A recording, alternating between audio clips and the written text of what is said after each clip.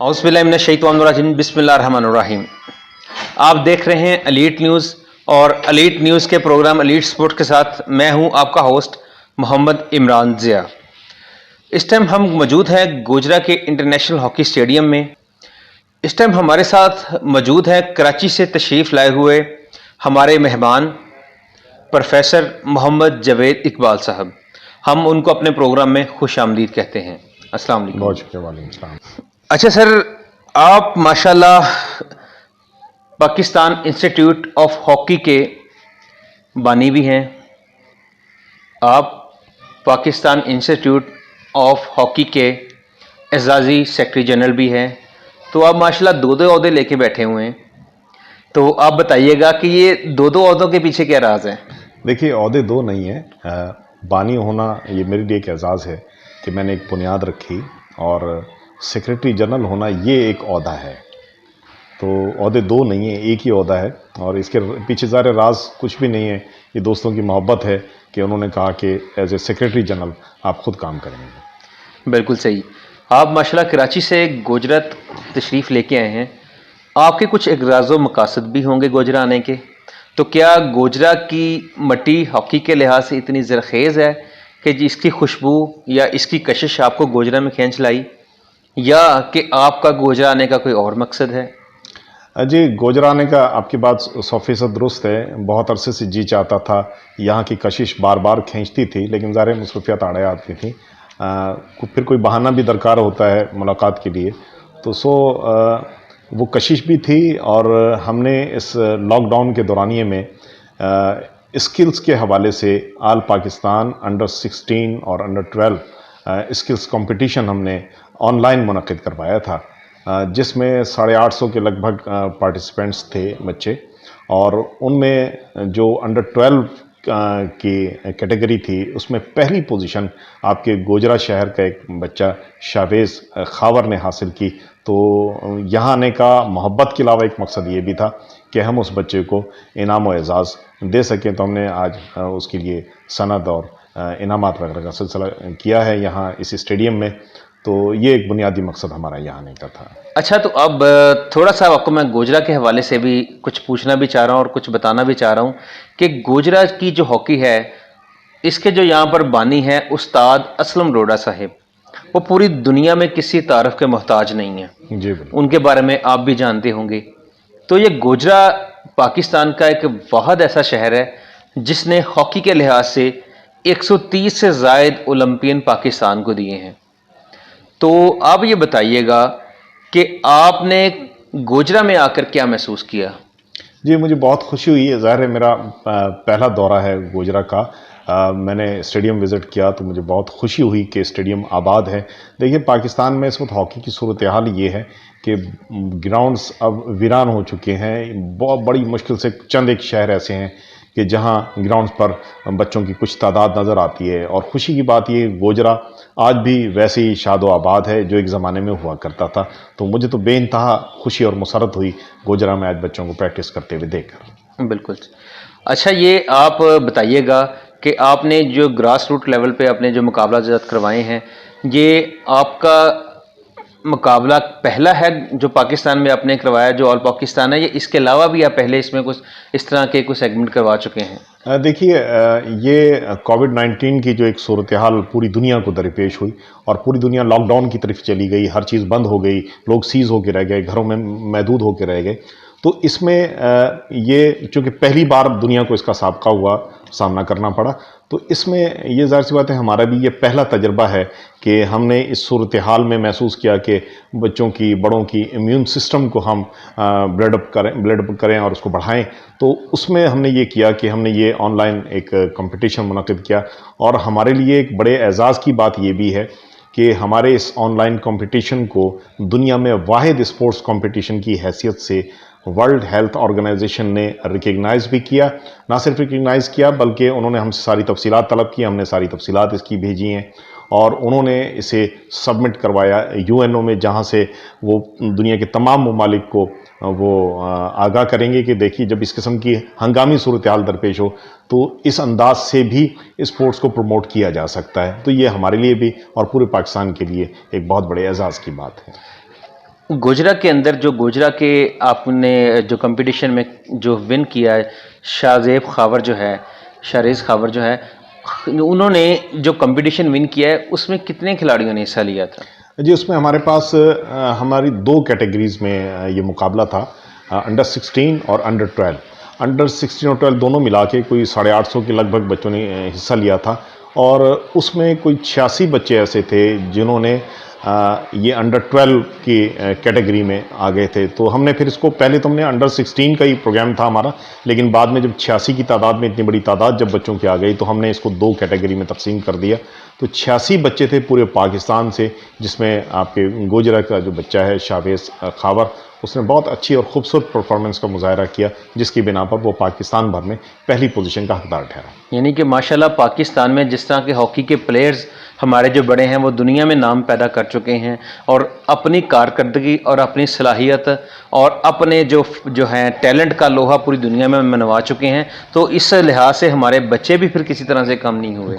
कोई शक की बात नहीं, बात बिल्कुल दुरुस्त है। देखिए, यही बच्चे कल को बड़े बड़े होने हैं और ये जो आपके जो बड़े बड़े ओलंपियंस, जिन बड़े नाम 130 के लगभग इंटरनेशनल और ओलंपियन प्लेयर्स जो गोजरा ने दिए, जाहिर सी बात ये भी ग्रास रूट से लेवल से उठकर और उस ओलंपियन के मकाम तक पहुँचे हैं। तो यही बच्चा मेरा ख्याल है, और इस जैसे और भी बहुत सारे बच्चे, अगर इसी तरीके से मेहनत इन पर की जाए और ये खुद भी दिलचस्पी लें और मेहनत करें। और मुझे और खुशी यहाँ गोजरा में आकर हुई कि पाकिस्तान में अब बहुत कम ये रिवाज है कि मॉर्निंग सेशन होते हैं, और आप भी जानते हैं और स्पोर्ट्स से मुतालिक सब लोग जानते हैं कि जहाँ मॉर्निंग सेशन नहीं होता खिलाड़ी बनता नहीं है। खिलाड़ी के लिए बहुत ज़रूरी है। तो मुझे बड़ी खुशी हुई कि इतनी बड़ी तादाद बच्चों की ग्राउंड में मौजूद है, और सब वो अंडर 16 है, ग्रास रूट लेवल अंडर 12 होता है। हमारे यहाँ एक और कन्फ्यूजन होती है कि हम 16, 17 को सबको ग्रास रूट लेवल समझते हैं। दुनिया भर में एक स्टैंडर्ड ग्रास रूट लेवल का ये है कि अंडर 12 बच्चा ग्रास रूट लेवल होता है। तो मुझे बड़ी खुशी हुई कि ग्रास रूट लेवल वाक़तन मुझे यहाँ नज़र आया। आपको मैं एक और बात बताता हूं कि गोजरा की जो सबसे खुशाइन बात है कि पाकिस्तान की वुमेन्स की जो हॉकी टीम है ना, उसके भी मोस्टली प्लेयर इंक्लूडेड कैप्टन वो भी गोजरा से ही तल्लुक़ रखते हैं। आपने सुबह के सेशन में देखा होगा कि यहाँ पर लड़कियाँ भी उसी तरह से ट्रेनिंग कर रही हैं जिस तरह से लड़के ट्रेनिंग कर रहे हैं। तो क्या इस तरह का माहौल आपने पाकिस्तान के दूसरे शहरों में भी देखा है? देखिए, इस किस्म का माहौल वैसे तो बहुत कम है। सिर्फ कराची में मैंने देखा है कि कराची में, और वैसे तो आपको पता है कि हर घर में बेगम कैप्टन होती है और आप सारे खिलाड़ी होते हैं तो वो अपनी जगह की बात दुरुस्त है। लेकिन कराची के बाद गोजरा और कराची, ये 2 जगह मैंने ऐसी देखी हैं कि जहां मॉर्निंग सेशन में बच्चियां भी हिस्सा लेती हैं और बच्चे भी हिस्सा लेते हैं, और इवनिंग सेशन में भी दोनों कैटेगरी के बच्चे मौजूद होते हैं, बच्चियां भी और बच्चे भी। ये 2 शहरों में, इसके अलावा मुझे कहीं और नज़र नहीं आया। यानी कि इसका आपका मकसद ये है कि अब हमारे बड़े बच्चे और ख़वातीन भी खेलों में पेश हैं। जी बिल्कुल। अच्छा, आप जो आपका अदारा है पाकिस्तान इंस्टीट्यूट ऑफ हॉकी, इसके थोड़े से हमें अगराज़ व मकासद से आगाह कीजिएगा कि आपके फ्यूचर में क्या प्लान्स हैं और इसके बेसिक अगराज़ क्या हैं और इसके मकासद क्या हैं जिनको लेके चलें और जिनसे बेहतरी आ सके हॉकी के लिए। जी देखिए, बुनियादी तौर पर तो हम ग्रास रूट लेवल पे काम कर रहे हैं, यानी अंडर 12 और उसके बाद अंडर 16। ये 2 कैटेगरी हमारे पास हैं जिसके लिए हम काम कर रहे हैं पूरे पाकिस्तान में। लेकिन हमने जो प्रोग्राम तय किए हुए हैं उनमें कई एक प्रोग्राम तो बहुत खूबसूरत और बड़े शानदार हैं, जिसे अप्रिशिएट आपकी साफ़ी बिरादरी भी करती है और अवामी सतह पर जिसे बड़ी पजीराई मिली है। एक हमारा प्रोग्राम है जिसे हम PIH हेल्थ प्रोग्राम का नाम देते हैं। ये बड़ा एक बुनियादी सा प्रोग्राम है, और इस प्रोग्राम के थ्रू हम जितने भी deserving hockey players, deserving technical officials, deserving हमारे वो साफ़ी अहबाब कि जो स्पोर्ट्स के लिए काम करते हैं, हम उनके इलाज मुआवजे में अगर कहीं उनको ज़रूरत पड़ती है और वो डिज़र्व करें तो फिर हम उनके इलाज मुआवजे अगर सिंगल पैनी से लेकर 10 लाख तक चले जाएं तो हम वो सारा का सारा हम ओन करते हैं। दूसरा हमारा प्रोजेक्ट PIH एजुकेशन प्रोग्राम है, जिसके तहत हम जो हमारी अकेडमीज़ में बच्चे खेलते हैं वो अगर डिज़र्व करते हैं, एजुकेशन हासिल नहीं कर सकते और उनके साथ मसाइल हैं, तो उनकी हम एजुकेशन ओन करते हैं। इस वक्त भी हमने कोई 17-18 बच्चों की 18 बच्चे हमारे पास हैं जिनकी हमने एजुकेशन ओन की। उनके लिए वज़ाइफ मुकर्रर हैं, माहाना बुनियाद पर हम उनको पे करते हैं और वो एजुकेशन हासिल करते हैं। इसके अलावा हमारा जो मुस्तकबिल के कई एक प्रोग्राम है जिसमें हम स्कूल हॉकी पर फोकस कर रहे हैं और हमने PIH school hockey development programme हमने शुरू किया है, जिसमें हम स्कूलों में जाएंगे, स्कूलों को हम टूल्स फराहम कर रहे हैं, स्कूलों को हम फ्री ऑफ कॉस्ट कोचिंग दे रहे हैं और हम उनकी टीमें बनाकर उनको पार्टिसिपेशन के मौके भी मुहैया कर रहे हैं, जिसका एक वाज़ेह सबूत हमारे पास हम PHG के नाम से इंटर स्कूल का एक सिलसिला हम पूरे पाकिस्तान में हम शुरू कर रहे हैं। कराची तो 4 साल से हम कर ही रहे हैं, लेकिन अब हम इसको पूरे पाकिस्तान में फैला रहे हैं। PHG का मतलब होता है Pakistan hockeys glory school tournament. इस टूर्नामेंट के थ्रू हम जहां गेम को प्रमोट करेंगे, वहां हमारा जो ग्लोरियस पीरियड है, हम बच्चे को उससे कनेक्ट करना चाहेंगे ताकि बच्चा उस फतह की तरफ जाए, उस सुनहरी माजी की तरफ जाए कि जो हमारे लिए एक एजाज़ ऑनर था, और वो जब तक हम उसको लौटाने के लिए इस बच्चे को प्रमोट करेंगे ताकि ये बच्चा उसको देख के फिर वो दौर वापस लाने की कोशिश करे। इसके अलावा हमारे यहाँ एक पूरे पाकिस्तान में कमी है कि रिकॉर्ड मेंटेन नहीं होता और ऑथेंटिक रिकॉर्ड मेंटेन नहीं होता। इसके लिए हम पब्लिशिंग की तरफ गए हैं। हमने Pakistan hockey past and present के नाम से हॉकी की किताब भी लॉन्च की है, जो पूरे पाकिस्तान में गई, पूरी दुनिया में गई, जिसमें पाकिस्तान हॉकी का मुकम्मल रिकॉर्ड है 1948 से लेकर 2012 ओलंपिक्स तक। अब नेक्स्ट एडिशन में हम अगला हिस्सा 2020 तक, इवेंट बहुत कम हुए हैं, हम वो शामिल कर देंगे, लेकिन 2012 ओलंपिक्स तक कुछ सिंगल हिट ऐसी नहीं है कि पाकिस्तान टीम ने लगाई हो और वो उस रिकॉर्ड का हिस्सा ना हो। फिर हमारा मैगज़ीन हॉकी जर्नल के नाम से शुरू है, वो भी हमारा पब्लिशिंग के मरहले में है, वो भी इंशाल्लाह आपके हाथों में होगा। क्वार्टरली मैगज़ीन है। इसके अलावा हम हॉकी लाइब्रेरी बना रहे हैं, जिसमें प्रिंटिंग के मद में, डिजिटल मद में सारा रिकॉर्ड पूरी दुनिया की हॉकी का मौजूद होगा। और साथ ही हम उसके म्यूज़ियम, हॉकी म्यूज़ियम, ये दुनिया का पहला हॉकी म्यूज़ियम और हॉकी लाइब्रेरी होगी बाकायदा, जो आम पब्लिक के लिए भी होगी, प्लेयर्स के लिए तो ख़ास तौर पे होगी कि वो वहाँ से इस्तिफ़ादा हासिल करें। और उस म्यूज़ियम की ख़ास बात ये होगी कि हम दर्जा बदर्जा, साल ब साल और लम्हा ब लम्हा जो हॉकी इब्तदा से लेकर आज तक जिस मकाम तक पहुँची है, हम उसका पूरा एक मंजरनामा पेश करेंगे उस म्यूज़ियम के अंदर कि शुरू में हॉकी कैसे खेली जाती थी। मिस्र में अभी जब एक दीवार दरियाफ्त हुई वहाँ पर, तो उससे ये पता चला कि फ़िरौन के दौर में हॉकी से मिलता जुलता एक खेल वहाँ मौजूद था और उसकी तस्वीर उस दीवार पे बनी हुई है, जिसमें वो 2 आदमियों को हॉकी से बुली करते हुए दिखाया गया है। तो वो तस्वीर भी हमारे पास मौजूद है। तो इसका हम इस तरह का मतलब म्यूज़ियम हम बनाना चाह रहे इसका हैं। मतलब ये है कि हॉकी तो फिरौनों का भी शौक था। जी, फ़िरौनों को भी शौक था, लेकिन बदकिस्मती से फ़िरौन साथ-साथ आज तक पहुँच गए हैं। अच्छा, आपने जिस तरह के बताया कि एक दौर था पाकिस्तान की जो हॉकी थी 1984 के 48 के बाद, कि पाकिस्तान की हॉकी ने वो एजाज़ात अपने नाम किए जो किसी और को, मतलब हमारे खेल को वो नसीब नहीं हुए। तो पाकिस्तान कौमी हॉकी का जो है ना, पाकिस्तान की जो हॉकी है वो पाकिस्तान का कौमी खेल भी है। तो इस टाइम जो आप सूरत हाल देखते हैं, तो आपकी माहराना नज़र में क्या आपकी राय है कि पाकिस्तान की जो हॉकी है वो इस टाइम ज़वाल पजीर हो चुकी है? इसके बारे में आपका क्या कहना है कि ये इसके पीछे वजूहात क्या हैं? देखिए, आपकी जब सिमत दुरुस्त ना हो ना, तो जो कुछ भी आप करना चाहेंगे वो कभी नहीं कर सकेंगे। मिसाल के तौर पर मैं गोजरा से कराची वापस जाना चाहूँ और बैठ जाऊँ उस गाड़ी में जिसने इस्लामाबाद जाना हो, तो मैं सारी उम्र कराची नहीं पहुँच पाऊँगा।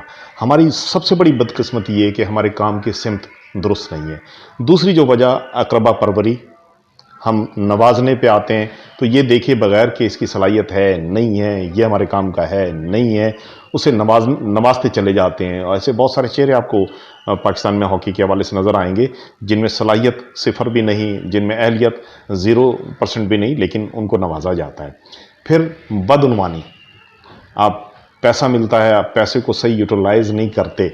अकेडमीज़ एक दौर में बनी थी, उस एकेडमीज़ की एक मिसाल दे के आपको इस बात को ख़त्म करूँगा कि उन एकेडमीज़ में सिलसिला ये शुरू किया गया कि बच्चों को दाखिला 8वीं जमात में दिलवाया गया। उन बच्चों को जो BA कर चुके थे, उन बच्चों को जो 12वीं जमात पास कर चुके थे, और उसमें एक बच्चा वो भी था जो MA के पहले साल में मौजूद था, महज इसलिए कि ये दिखाना मकसद था कि साहब हम बहुत बड़ी एकेडमी चला रहे हैं और उस एकेडमी को हम फाइनेंस कर रहे हैं। तो उन एकेडमीज़ का हासिल कुछ नहीं कि जिसकी बुनियाद बदउनवानी, झूठ, अकरबा परवरी पर हो। नतीजा क्या हुआ? वो 6 माह में कोलैप्स कर गई सारी अकेडमीज। ये हमारा कारनामा है। तो हमें इन चीज़ों से जब तक नहीं बचेंगे तो फिर ज़ाहिर है हॉकी तो प्रमोट नहीं हो सकती। फिर तीसरी चीज़ जो आती है वो ये कि हमारा जो फेडरेशन का स्ट्रक्चर है, हमारा अपना ख्याल ये है कि हमने ये तजवीज़ भी दी थी कि उस स्ट्रक्चर को चेंज करें। देखिए, इंतज़ामी सलाहियत वाले लोग जब आपके पास मौजूद होंगे तब चीज़ें बेहतर सिमत में चलना शुरू होंगी। हमने ये कहा था कि फेडरेशन का स्ट्रक्चर टेक्नोक्रेट्स, स्पोर्ट्स साइंसेस और मार्केटिंग के लोगों पर मुश्तमिल बनाएं, ताकि ये लोग, देखिए टेक्नोक्रेट्स इंतज़ामी उमूर में माहिर होते हैं, स्पोर्ट्स साइंसेस खेलों की साइंस को समझते हैं और मार्केटिंग के अफराद पैसा जमा करते हैं। ये 3 वो बुनियादी ज़रूरतें हमारी हैं।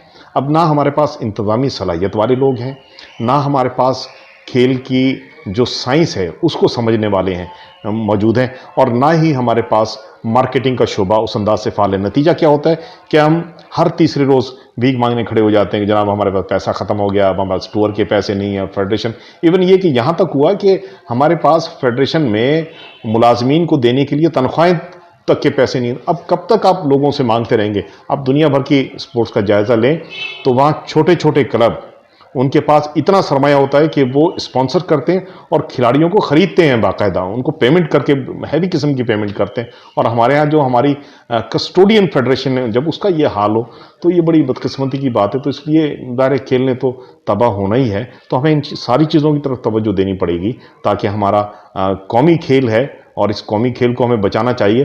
बल्कि मैं एक जुमला कह दूं कि हमारे यहाँ बदकिस्मती ये है कि हमारी जितनी कौमी चीज़ें हैं उन सब के साथ, हर उस चीज़ के साथ खेल खेला गया कि जो कौमी सतह पर कौमी हैसियत रखती हैं। तो हॉकी के खेल के साथ भी बाकायदा खिलवाड़ किया गया। तो मेरा ख्याल है अब ये खिलवाड़ बंद होना चाहिए और इस खेल को खेल का दर्जा मिलना चाहिए। अगर पाकिस्तान की हॉकी में पैसा आ जाए, गवर्नमेंट पैसा खर्च करे, पीएचएफ का पैसा खर्च करे, तो क्या पाकिस्तान की हॉकी बेहतर हो सकती है?